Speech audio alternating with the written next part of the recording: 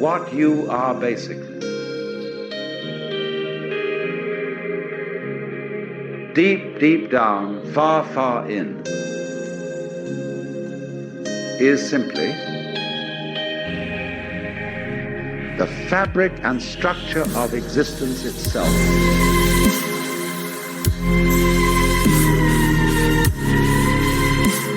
Peace for all men and women, for all men and women, for all men and women. Not merely peace in our time, peace in all time. Honestly expressing yourself.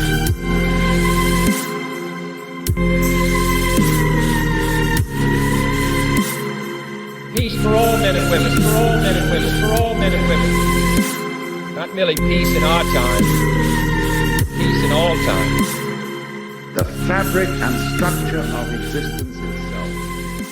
Hi everybody, welcome to the Parallel Mike podcast. I'm your host, Mike, and a big thank you for joining me. Tonight on the show, we have no guest because it is the fifth installment of the Saturns Bankers series, and we're going to be covering the Vatican Bank, the evolution of this financial empire that sits at the heart of the city-state over there in Rome, called the Vatican. So it's a very fascinating episode. It's certainly one that I think you're going to enjoy if you've been following the series. So members, please head over to parallelmike.com to sign in and listen to the full show. Of course, if you're not a member yet, or maybe you are new to the content and you like what you hear, well, the full-length shows are always available on parallelmike.com for members. If you sign up, it supports me and the content and enables me to continue doing this research. In closing, I hope you're all well, healthy, and reasonably happy. Take care of yourselves, and I will see you in the next one.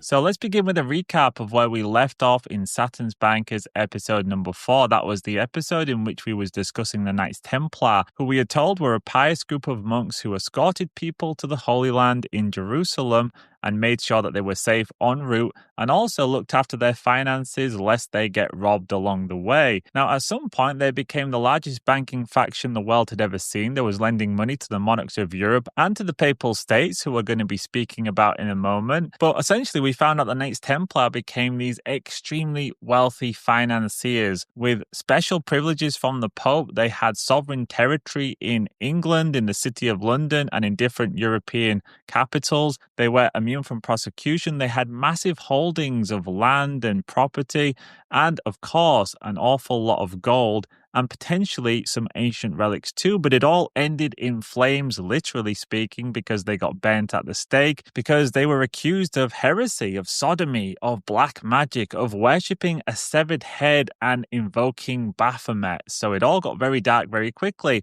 and that was where we ended the last episode. Now, in this episode, we're moving on, and we're going to be discussing the Vatican Bank, which is potentially the most corrupt and scandal-ridden bank in history, as you're going to find out in tonight's show. And it actually intertwines with many of the other episodes of Saturn's Bankers. So this episode is going to be an interesting one if you've been following the series.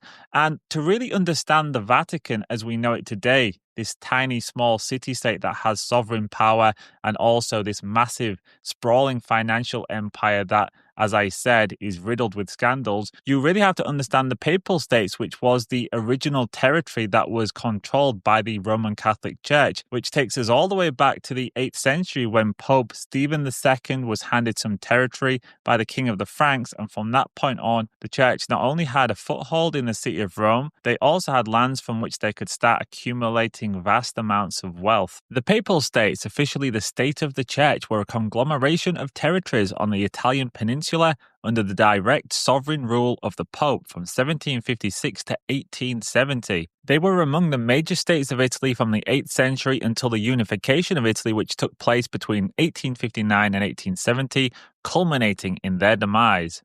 The state was legally established in the 8th century when Pepin the Short, king of the Franks, gave Pope Stephen II as a temporal sovereign lands formerly held by Arian Christian Lombards, adding them to the lands of other real estate formerly acquired and held by the bishops of Rome as landlords from the time of Constantine onwards. This donation came about as part of a process whereby the popes began to turn away from the Byzantine emperors as their foremost temporal guardians for reasons such as increased imperial taxes, disagreement with respect to iconoclasm, and the failure of emperors or their exarchs in Italy to protect Rome and the rest of the peninsula from barbarian invasion and pillage. So it's important we get to grips with this history because it helps us make sense as to where Vatican City came from, this eventual sovereign city-state that actually is less than 100 years old, despite having this long legacy that preceded it with the Papal States. Now, it's important to remember that when the Papal States were being formed, we also had the Roman Empire fragmenting. So what we today call the Western Roman Empire had fallen, and the new capital had moved from Rome all the way across to Byzantium, which is modern-day Istanbul. And the church itself had not split either, so there had been no schism when the Papal States were formed. And therefore, the Bishop of Rome was just one of many bishops. You had just as much authority in Constantinople, and of course, you also had the emperors over there who saw themselves as head of the church. The Bishop of Rome was not the head of any church at that point. So the head of the Papal States was nowhere near as powerful as they would be once the schism had taken place, and now you had two separate entities, making the Bishop of Rome the head of the Roman Catholic Church. But in any case, that is how the Papal States came to be. And of course, once you had a kingdom and you had these lands, you had to defend them and you had to engage in war, in statecraft, in intelligence gathering and counterintelligence. You had to make pacts and alliances. You had to placate the population at times. You also had to tax them and make sure that they fell in line and were under your authority. So very different to what we've got today. When we look at the Vatican today, we see the Pope, and really he just appears to us as a figurehead, and Vatican City itself is just a tourist destination. But during the time of the Papal States, the Pope was an absolute monarch, and he ruled over lands that encompassed over 44,000 square miles, so it was a huge territory. Now, the history of the Papal States from its inception up to the point where it collapsed in 1870 is a long story, and we're not going to be getting into all of that during this episode, but if you've listened to my previous Saturn's Bankers episodes, particularly the ones where we spoke about the Byzantine Empire and also the one on the Black nobility, where we talked about Renaissance Italy, that will give you a flavor of just how combative this period of history was. And that's because all of these very wealthy families were all trying to get a foothold of power. They were creating banking dynasties, they were invading neighboring territories, and so the Papal States was involved in this melee of all these different dukedoms trying to establish dominance over what we call Italy today, but back then was just a collapsed empire. It was just fragmented lands. You had the Venetians up there in their lagoon, you had the Milanese, you had Florence and Genoa. All of these places were seats of power, and the Papal States was at war with them half the time, making alliances with them the other half of the time. And then on top of that, you had all of the empires and nations of Europe, the great powers of France, Germany, and Britain. Of course, there was also the Holy Roman Empire. So there was long periods of history where the Papal States had these great powers around them, which diminished their prestige and authority. And then there was other times where they had this resurgence, and they would be the most dominant force in the land. From the 9th century to the 12th century, the precise nature of the relationship between the popes and emperors and between the Papal States and the empire was disputed. It was unclear whether the Papal States were a separate realm with the Pope as their sovereign ruler, or a part of the Frankish Empire over which the popes had administrative control, as suggested in the late 9th century treatise Libellus de Imperatoria Potestate in Urbe Roma, or whether the Holy Roman Empires were vicars of the Pope ruling Christendom, with the Pope directly responsible only for the environs of Rome and spiritual duties. The Holy Roman Empire in its Frankish form collapsed when it was subdivided among Charlemagne's grandchildren. Imperial power in Italy waned and the papacy's prestige declined. This led to a rise in the power of the local Roman nobility, and the control of the Papal States during the early 10th century passed to a powerful and corrupt aristocratic family, the Feophylacti. This period was later dubbed the Saeculum Obscurum, Dark Age, and sometimes as the rule by harlots. In practice, the popes were unable to exercise effective sovereignty over the extensive and mountainous territories of the Papal States, and the region preserved its old system of government with many small courtships and marquisates, each centered upon a fortified rocca. Over several campaigns in the mid-10th century, the German ruler Otto I conquered northern Italy. Pope John XII crowned him emperor, the first so crowned in more than 40 years, and the two of them ratified the Diploma Ottonianum, by which the emperor became the guarantor of the independence of the Papal States. Yet over the next 2 centuries, popes and emperors squabbled over a variety of issues, and the German rulers routinely treated the papal states as part of their realms on those occasions when they projected power into northern and central Italy. As the Gregorian reform worked to free the administration of the church from the imperial interference, the independence of the papal states increased in importance. After the extinction of the Hohenstaufen dynasty, the German emperors rarely interfered in Italian affairs. In response to the struggle between the Guelphs and the Ghibellines, the Treaty of Venice was signed in 1177. In the treaty, the rights to the crown of Rome and in the patrimony of St. Peter were left vague, while papal rights of possession, including the prefecture of the city of Rome, were recognized, but saving all the rights of the empire. By 1300, the papal states, along with the rest of the Italian principalities, were effectively independent. So this quote gives us a little flavor as to how things were evolving over there. It certainly wasn't a time of peace and harmony. And you have to remember that many of the families that were involved in this region were extremely powerful. These families were the descendants of the senatorial families of the Roman Empire, meaning they were noble bloodlines. And those bloodlines, of course, are very important for the elites. From 1305 to 1378, the popes lived in the papal enclave of Avignon, surrounded by Provence and under the influence of the French kings. This period was known as the Avonese, or the Babylonian captivity.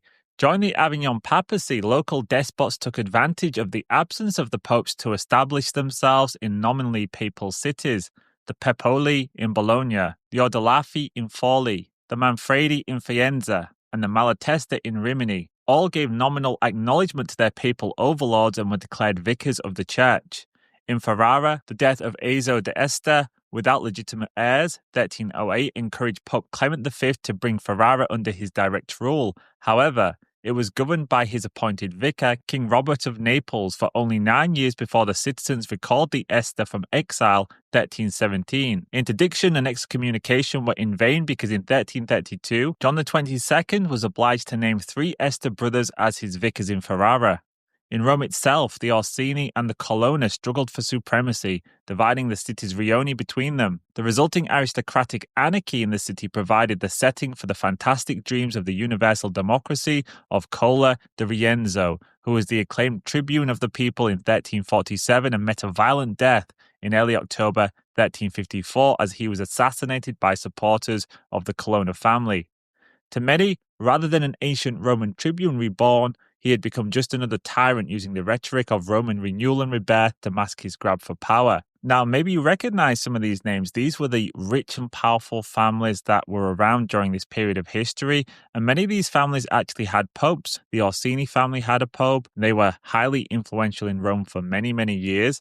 Then, of course, we had the infamous Medici family, supposedly the richest family on planet Earth for a time. They actually had 4 popes. Then we had the Borgia. They had multiple popes. So clearly the role of pope and the Roman Catholic Church itself was essentially a legacy of the Roman Empire, and the people that were in control of the papal states and the church itself came from these elite bloodline families who had tremendous amounts of wealth, and of course they were creating banks, they were investing their money, they were building industry, they were becoming merchants. So the accumulation of capital was always a key part of the papal states and the families that were sitting on the throne of St. Peter. So when we get to part number 2 and we're discussing the modern day financial empire of the Roman Catholic Church and the Vatican, it may not seem so strange because they actually have a legacy that goes back to the very beginning of being involved in these activities. Now, one thing that I haven't mentioned is the relationship of the papal states with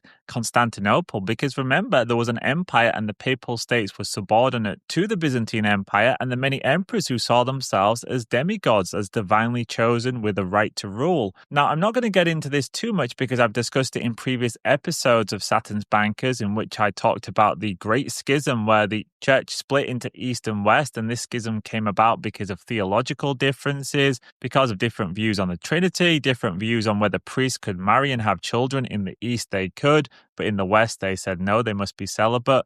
And then also, which I would say was the final nail in the coffin, was when the Bishop of Rome declared that because they was on the seat of St. Peter, the Pope was infallible and anything that he said took primacy over whatever anyone else in the church said. But underlying all of this, there was also financial and political grievances. The church in Rome didn't like being taxed by Constantinople. They felt the taxation was too high. Also, Constantinople was the premier trading pot, so it was taking business away from the aristocratic families in Italy. So for many years, animosity was brewing, and then eventually we had the schism, and then later, of course, we had the church sponsor the Crusades that led to the sacking of Constantinople. Now, that really helped speed up the decline of the Byzantine Empire, and it also gave more authority in spiritual matters to the Roman Catholic Church because now their greatest rival was in disarray. Now, another interesting story from the early years of the Papal States that feeds into some of our past episodes is the conflict between Pope Boniface VIII and King Philip of France during the late 1200s into the early 1300s that led to the issuing of the infamous papal bull Unum Sanctum. And yet again, this conflict was about money. This time it was about taxation. So King Philip of France was feeling a little bit strapped for cash. He had some loans to repay. So he began withholding the taxes that the church was extracting from the Catholics over in France. Of course, this angered Pope Boniface, which led to a tit-for-tat squabble that eventually ended with Pope Boniface laid in bed with his hands chopped off where he bled to death. Now, after that, King Philip of France decided, you know what, I'm going to have my own pope. So he created his own pope, which was Clement V, and he took Pope Clement V back to France. So the seat of power moved from Rome to France, not for the first time in history. And for those who listened carefully to my last episode of Saturn's Bankers, episode number 4, which was about the Knights Templar, you will remember that it was Pope Clement V who, alongside King Philip IV of France, issued the charges against the Knights Templar of heresy, which led to them being rounded up and tortured. On Friday the 13th October 1307, hundreds of the Knights Templar were arrested in France, an action apparently motivated financially and undertaken by the efficient royal bureaucracy to increase the prestige of the crown. Philip IV was the force behind the move, but it has also embellished the historical reputation of Clement V. From the very day of Clement V's coronation, the king charged the Templars with usury, credit inflation, fraud, heresy, sodomy, immorality, and abuses, and the scruples of the Pope were heightened by a growing sense that the burgeoning French state might not wait for the Church, but would proceed independently. In pursuance of the king's wishes, Clement V in 1311 summoned the Council of Vienne, which refused to convict the Templars of heresy. The Pope abolished the order anyways, and the Templars seemed to be in bad repute and had outlived their usefulness as papal bankers and protectors of the pilgrims in the East. False charges of heresy and sodomy set aside, the guilt or innocence of the Templars is one of the more difficult historical problems, partly because the atmosphere of hysteria that had built up in the preceding generation, marked by habitually intemperate language and extravagant denunciations exchanged between temporal rulers and churchmen, partly because the subject has been embraced by conspiracy theorists and quasi-historians. I'm not sure if they're talking about me there, the quasi-historian, maybe that's parallel Mike they're speaking of, but we did do our deep dive into the Knights Templars in the previous episode, and all of the information that I shared with you from that was pretty much taken from Wikipedia, so I will leave you to make your own decisions on who the Knights Templar were and what they represented, but again, I'm sharing this story with you about Clement V because it shows you just how all of these different narratives actually interlock and intertwine at different points in history. So now let's jump forward in the story to where the Papal States ceased to exist because of repeated invasions and eventually the Italian Revolution that forced the Pope to become a prisoner in the Apostolic Palace. And perhaps fittingly, it was once again the French that were heavily involved in breaking the back of the Papal States just prior to the Italian Revolution. And this was because before that revolution, there was the French Revolution, and the French Revolution spawned Napoleon, and really it was Napoleon who actually caused the most damage to the Papal States because he came to power just after the revolution, and within 5 years he was crowned Emperor of France, and then he started his long campaign of marauding, and this included invading Italy and going down to the regions where the Papal States were and taking those lands by force. Now, another thing that Napoleon did was he confiscated all of the church's property over in France. And this was a huge problem because when you think about an institution like the church and let's say the kingdom of the Papal States, they had a lot of property and a lot of land in other countries. but they were fixed assets, and fixed assets can easily be confiscated if a new ruler or a new king or emperor comes to power and says, we are taking those assets back, we're nationalizing it. And that's precisely what happened in France, not for the first time either. The assignats, which were a note that was created in France during the hyperinflation, were actually backed by the property of the church. They nationalized it all. They called it goods of the nation, and they used it to back a currency which hyperinflated in just a few years. And really, the Papal States couldn't do anything about any of these things. They didn't have the manpower to fight back, so they were really weakening during this period of history. And whilst the lands that were taken from the Papal States were actually given back for a time after the Congress of Vienna between 1814 and 1815, I think the whole of Italy understood that the Papal States were extremely weak and ripe for the taking, and this was also during the period of history when there was huge swells of nationalist sentiment. That's what caused the French Revolution. We had the American Revolution too, and precisely the same thing was happening in Italy, and it was led by a man called Giuseppe Garibaldi, and he was a revolutionary leader. He had fought over in Uruguay during the Uruguayan Civil War, and he helped spearhead the nationalist movement in Italy, and the goal of the nationalists was to unite the country under one banner and have a parliamentary system, which eventually, as we know, became a dictatorship. But there was no room in that plan for the Papal States. The nationalists said, we're going to take all of the land of Italy. It's all going to be one kingdom.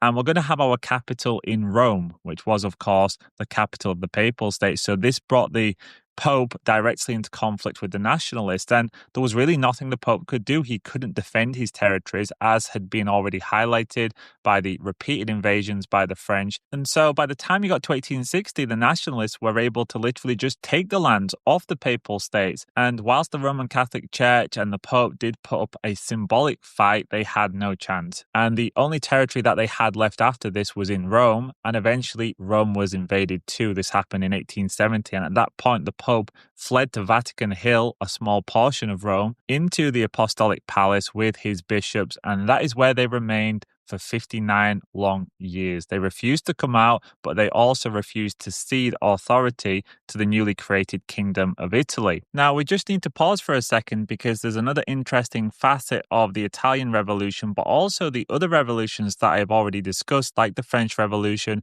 and the American Revolution, and that is that they were all enacted by Freemasons. So if we discuss the French Revolution for a moment, many of the leading figures in that were known Freemasons. So for example, Louis Philippe, the Duke of Orleans, he was the Grand Master of the Grand Orient de France, a Freemasonic lodge. Also, there was the Marquis de Lafayette. He was one of the leaders of the revolution. He was also a Freemason. And then, of course, there was Napoleon Bonaparte, which many people suspect was a Freemason, but there's not any conclusive evidence around that. But one thing we do know for sure is that his brothers were Freemasons, and Napoleon put his brothers in charge of some of the conquered territories. So, for example, he made his brother Joseph King of Naples and Sicily in 1806 and King of Spain in 1808. Louis was King of Holland in 1806. Jerome, King of Westphalia in 1807. And Lucian, Minister of the Interior. And they were all in prominent positions controlling masonry within the empire, with Joseph becoming the Grand Master of the Grand Orient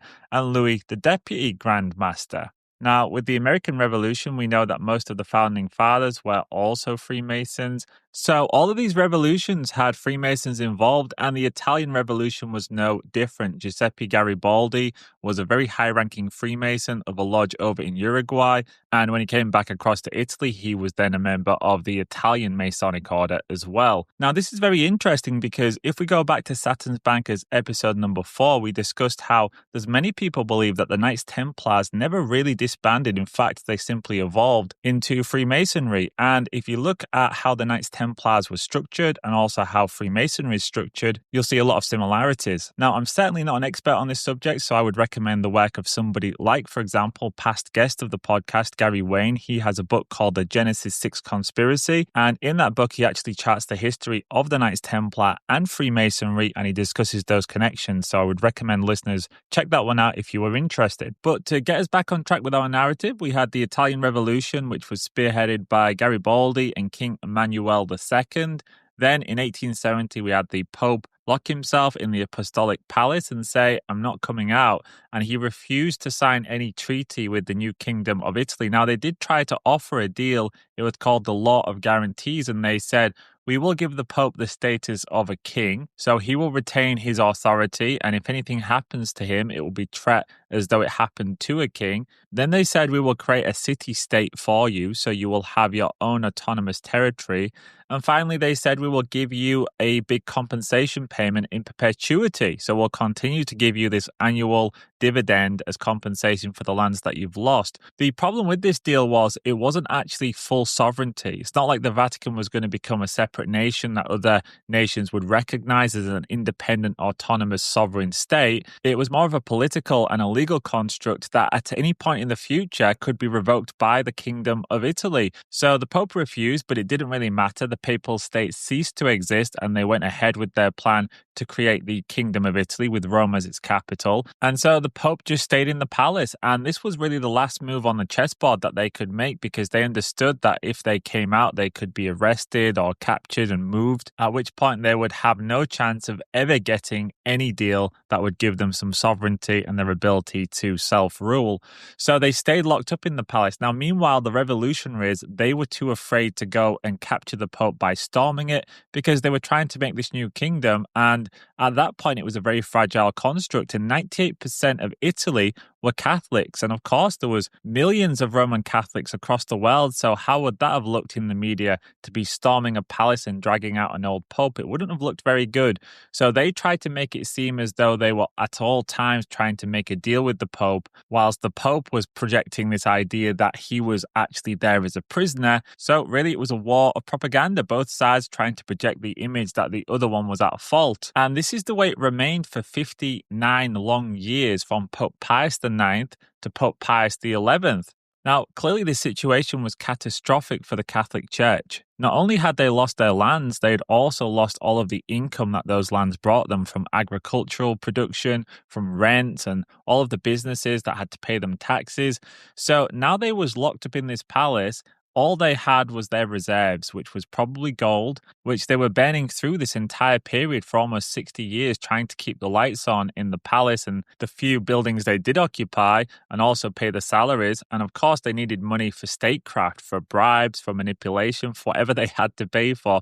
So they were burning through their gold, and apparently the buildings were falling into a massive state of disrepair. The Apostolic Palace had entire wings of it just boarded off. There was no upkeep. There was apparently rodent infestations. Now, bearing in mind, they had lots of famous artwork and relics and documents and statues. So that was a catastrophe for the church as well, that all of these priceless pieces of art and artifacts were now under threat because they wasn't being looked after properly. And you could argue that they could have sold these if they needed to survive this period, but they didn't want to, because besides the gold, that was really the only assets, the only true wealth that they had left, having lost all of their lands and foreign territories and buildings because they'd been so heavily invested into fixed assets. Now they realized that actually we don't have any liquid assets, and all we have is our prized possessions. And if we have to sell them, it's probably game over. So they refused to sell them, and that's why they had these financial difficulties. And really, it was a liquidity crisis. They needed an income. They was running massive deficits, and they no longer had access to all of the assets that they used to have that brought in an income. And they was dependent now solely on donations. But if you aren't doing your public duties, if you aren't going out into St. Peter's Square and having all of this fanfare, it's very hard to get people to want to care about the church. So by the time you got to the end of this period, the church was nearly bankrupt because they simply just didn't have the money to survive. Now, bearing in mind, the church says it's nearly bankrupt every year. And as you're going to find out in part number 2, the church are probably trillionaires at this point. So I don't necessarily buy into those narratives, but I think this one is kind of true. They were really in a difficult spot at this point. Now, jump forward 59 years into the future, and Italy has changed quite a lot by this point, and you've got King Emmanuel III on the throne, and he is partnered with a young man called Benito Mussolini, a fascist, previously a communist, but then he decided to make his own brand of communism, which he called fascism.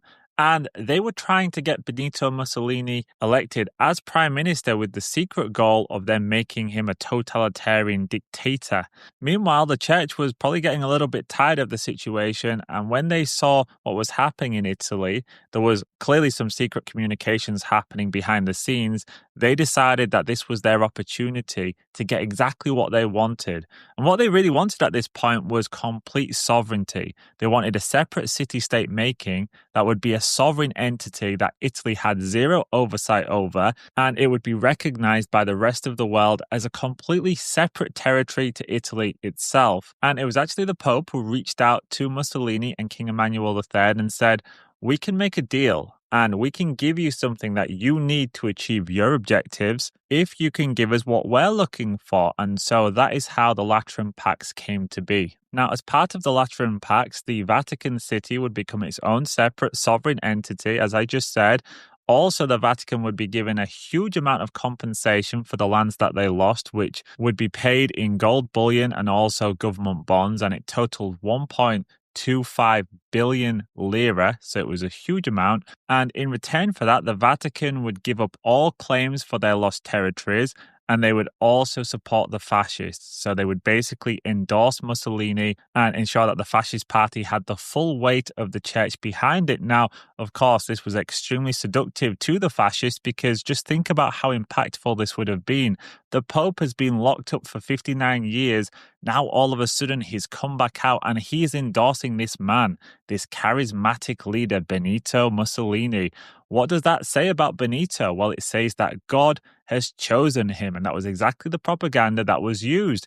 And this might be starting to sound quite familiar because we've heard this one recently, haven't we? So this was certainly a deal that had benefits for both sides, but really the Vatican was at step number one. They'd got something very significant in that they were now a sovereign entity with their own city-state. They had a pot of money, but whilst they'd been stood still for the last 59 years, lots of other financial powers and worldly powers had grown up around them, and now they had to play catch-up, and they had to invest this money wisely. And it was no longer about having lots of territory like it was in the 1700s and 1600s. Now it was about creating a financial empire, and that is precisely what the Vatican now set about doing.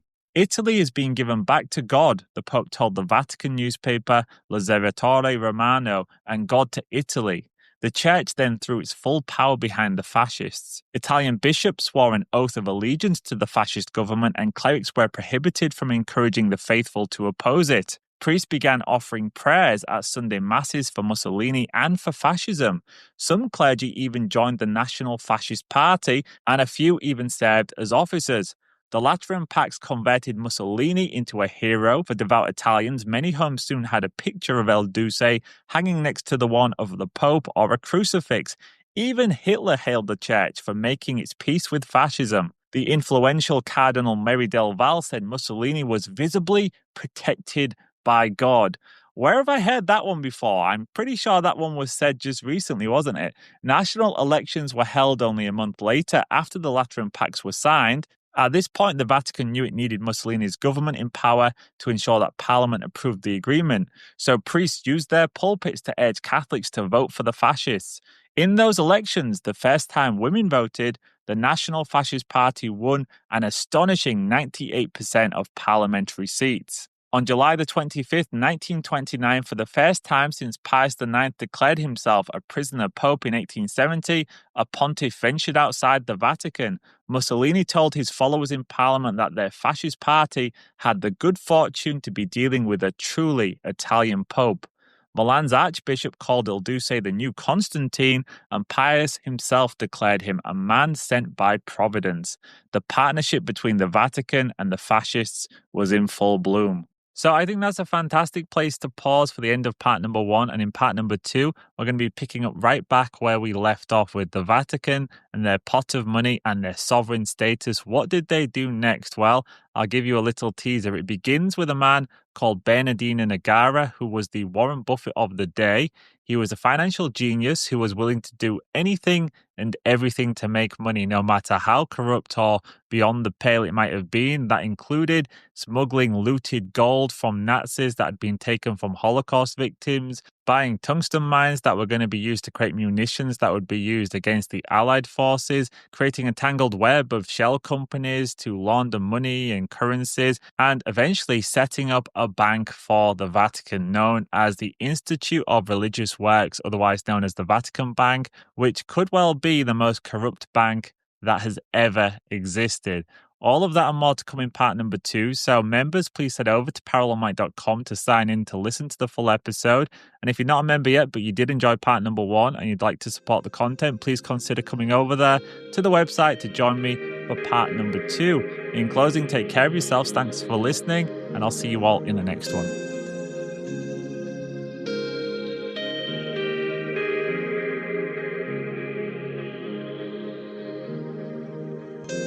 What you are basically. Deep, deep down, far, far in, is simply the fabric and structure of existence itself.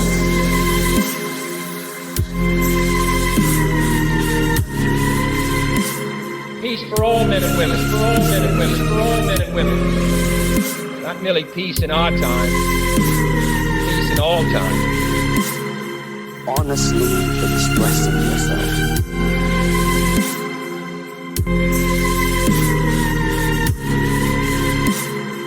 Peace for all men and women, for all men and women, for all men and women. Not merely peace in our time, peace in all time. The fabric and structure of existence itself.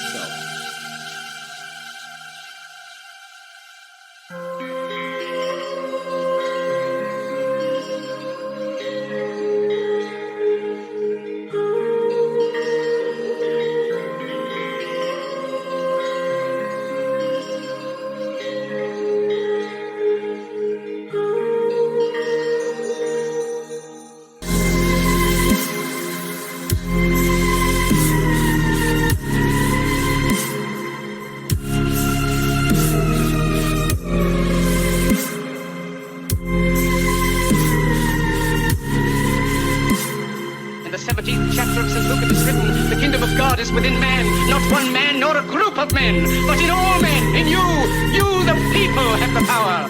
Peace for all men and women, for all men and women, for all men and women. The fabric and structure of existence itself. Honestly expressing yourself.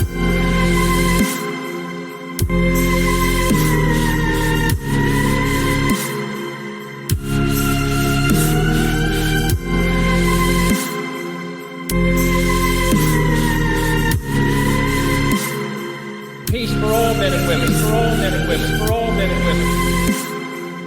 Not merely peace in our time, peace in all time.